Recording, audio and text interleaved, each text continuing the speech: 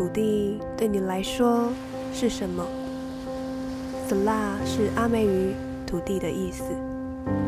这片土地孕育了多少生命？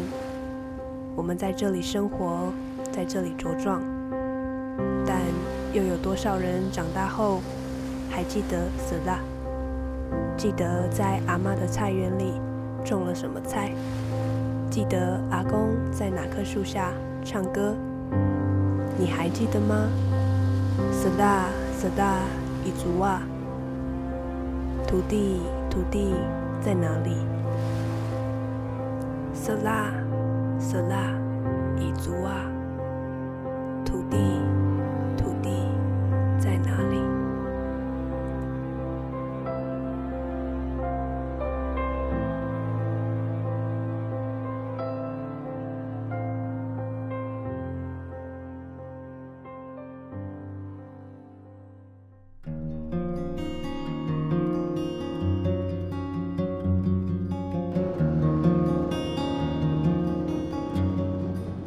？2017年的7月，在花莲县丰滨乡静浦发展协会活力计划负责人一麦的邀请下，我们骑着摩托车，带着摄影器材，前往东海岸阿美族位于台11线69公里处的静浦部落，参与部落地图工作坊的拍摄记录。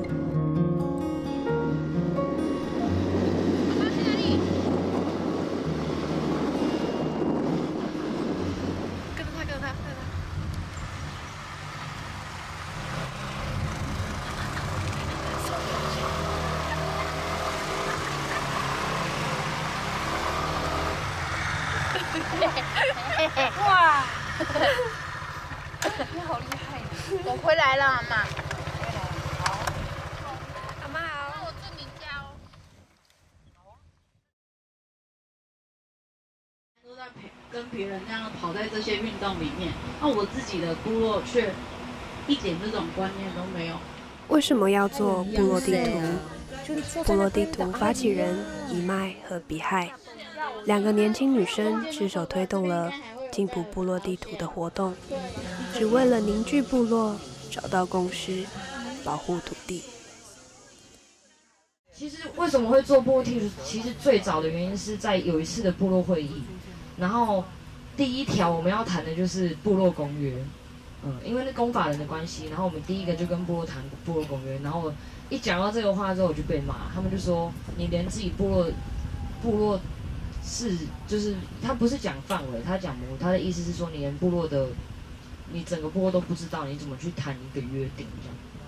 然后就因为他这句话说，好吧，那我去做地图啊，我就做给你看。所以说这每一条的间距都是50公尺，50公尺，50公尺，50公尺。这次使用的地图是1比10000，就是地图上的1公分，就是在实际地理位置上的10000公分。上海剧场被压下来之后，我们就是过得就是比较安逸，就是部落人都不会去意识到说。可能我们有一些土地已经被剥削啦，然后海域的一些使用权也被剥削了，就是部落人都觉得没什么，然后大家就共享啊。现在我们会办这活动，一方面是要让部落人了解说传统领域的概念，然后一些部落的范围；另一方面也是希望可以凝聚部落的，不管是老中壮青年的那个凝聚力，就是让部落人知道说未来政府的走向会是怎样，然后让我有一个预备的心说当。政府的政策是这样的时候，我们可以有什么手上的筹码或是一些想法去跟政府做制作部落地图，其实对我们来讲，它是一个过程跟一个媒介，对吧？其实我们想要达到的是，就是其实有没有做完，我们也就是可以做完就做完，可以做到什么程度就做到什么，但其实最重要的是它那个过程，对吧？过程可以产生出什么，然后碰撞出什么，其实是我们就是青年就是最在意的部分。他没有喝汤。哦，你说老师讲掉之后有点太快。对啊。不会。练习看看嘛，快点重画就好了。你看是不是？你看那么快，是不是？他就会讲。就要把它粘住，有2个。有点那个。没有的话就。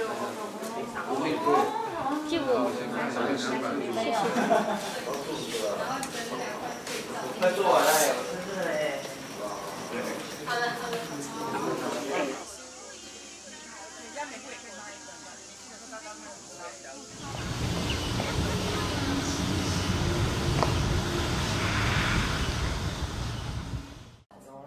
部落地图是连接过往与现在的桥梁，透过耆老的经验与话语，让过去的生活一一被记录在地图上，留存下祖先的传统文化及生活智慧。于是，部落地图不再只是一个范围，部落地图是生活在这块土地上的人们世世代代的情感连结和部落集体的历史记忆。哇，这个实体饼怎么那么麻烦？交给你。我们的海边呢，我们的盐水。下面那边也有啊，都有。啊，对对，哎，再往上一点点，往上一点点。对。帮他哎，那个你卖，等一下帮阿公用。好。真的是哦。对，真的那个是真的这样子的。对，说他刚刚就躲在那边，起码是妈爸妈起来了。把袋子推掉。保神都为什么他们知道他们送食物？新兵就是从做开始到现在，其实对于就是传统园这个词或是名字，它其实有更多不一样的那个空间。其实我也不太解释，但是就是已经不会去单纯觉得说它是一个场域或是一个范围，会去设限它一个位置。它有可能是空间，然后感情，然后还有就是关系，对吧？它其实就是很广的东西，就有点像是如果你问说文化是什么，其实你会不知道怎么去讲，怎么去定义。你不能说单单说文化生活。的确是生活，但它不可能是只有生活。要丢那么上面哦？对。要丢的。对。丢不到嘞。丢给我再走。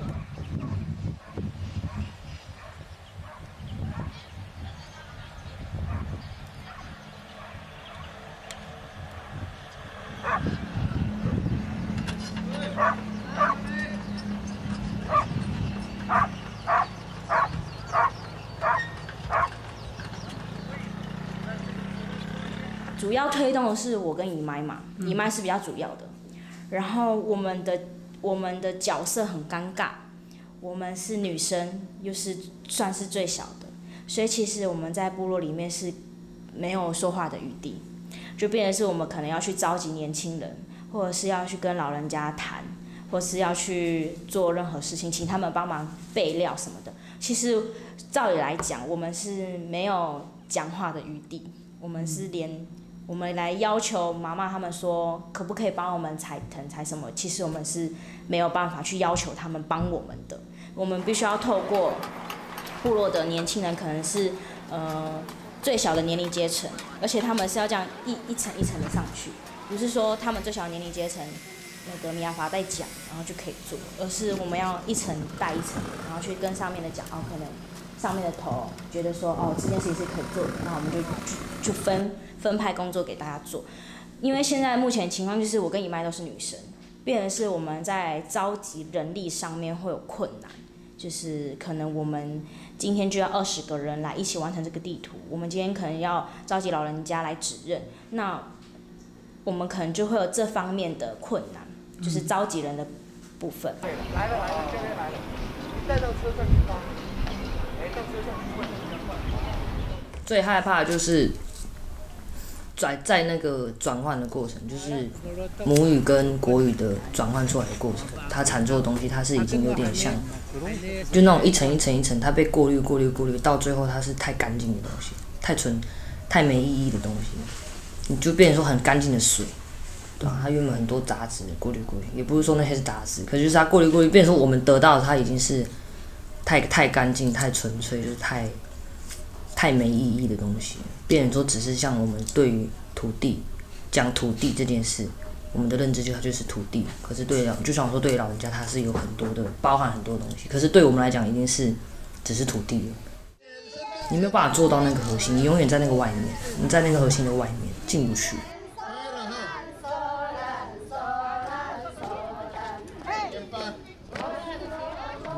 轻人都出去工作啊，其实他们已经不在乎土地这件事情。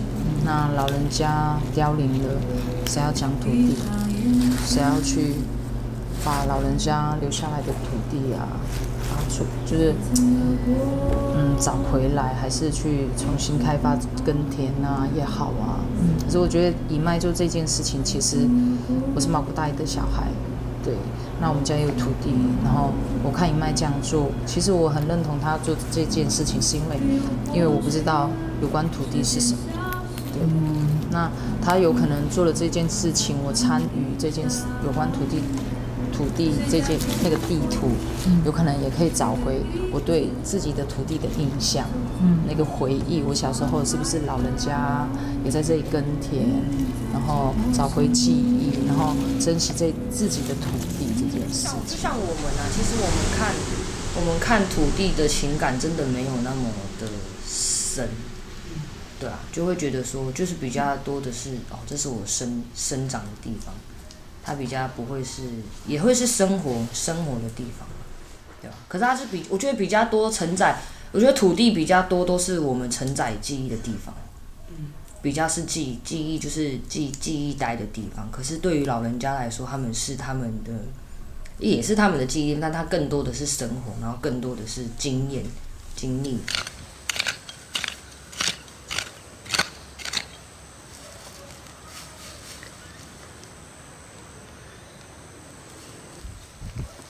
很难用。对啊，不是很好用哎。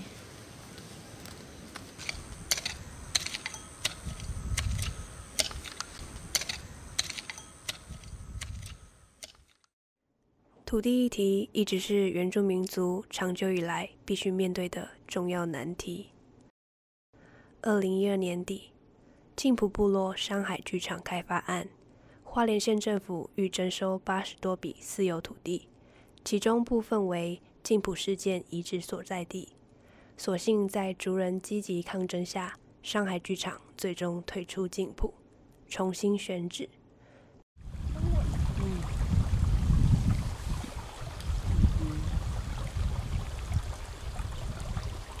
原本在台北从事艺术工作的部落族人吴定，也因此感受到部落的土地危机，决定返家，以恢复荒废水田的方式保护土地。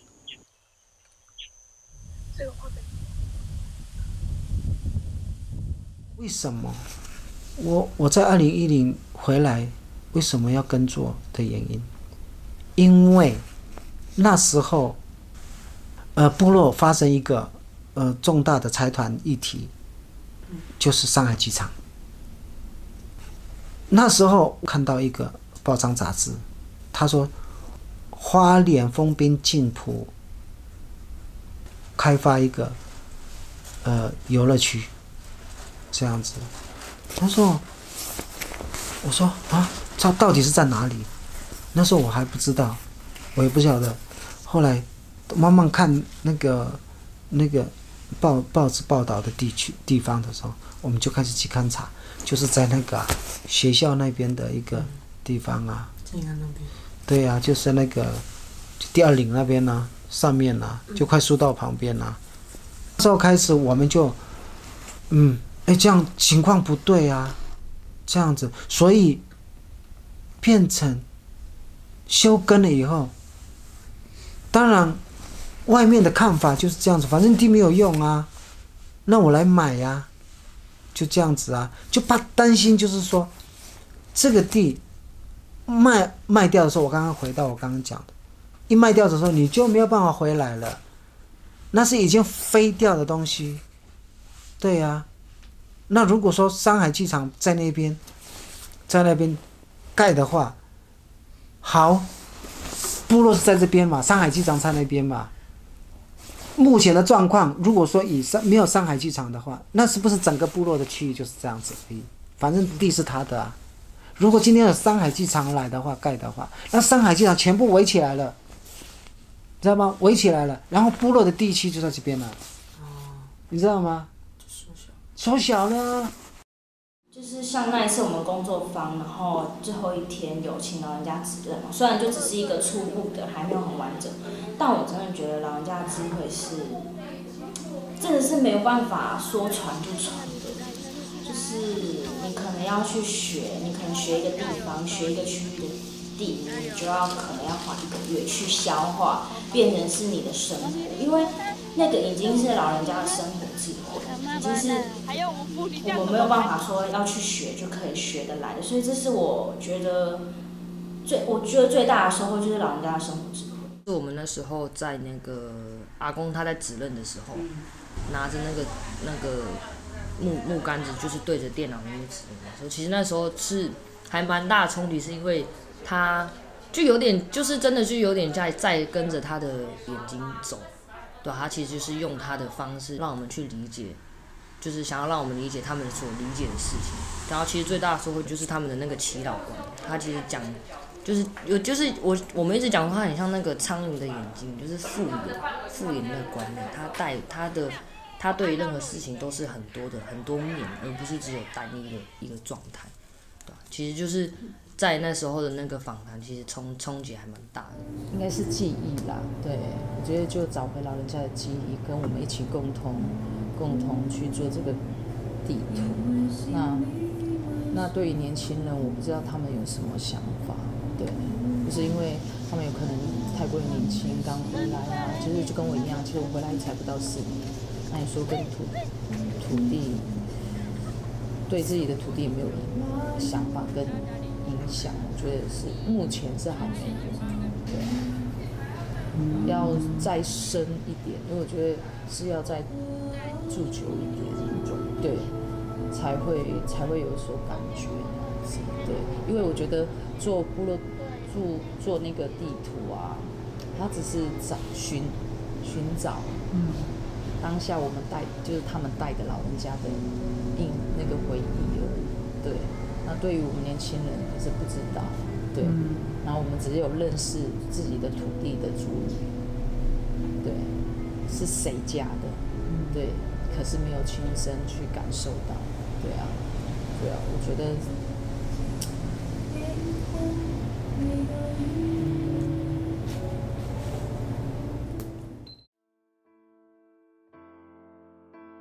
今年年初，协会计划被迫改变发展方向，部落地图的后续活动也被迫暂停。